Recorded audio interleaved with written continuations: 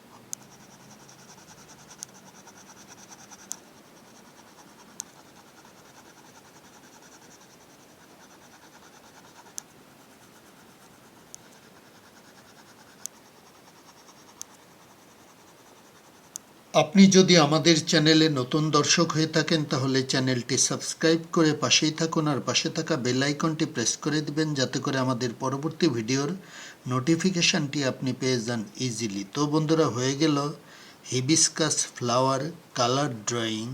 আমাদের ভিডিওটি ভালো লাগলে লাইক দিবেন, কমেন্টস করে জানাতে পারেন কেমন লাগলো। আজকের ভিডিওটি এ পর্যন্তই। ভালো থাকবেন। খোদা হাফেজ।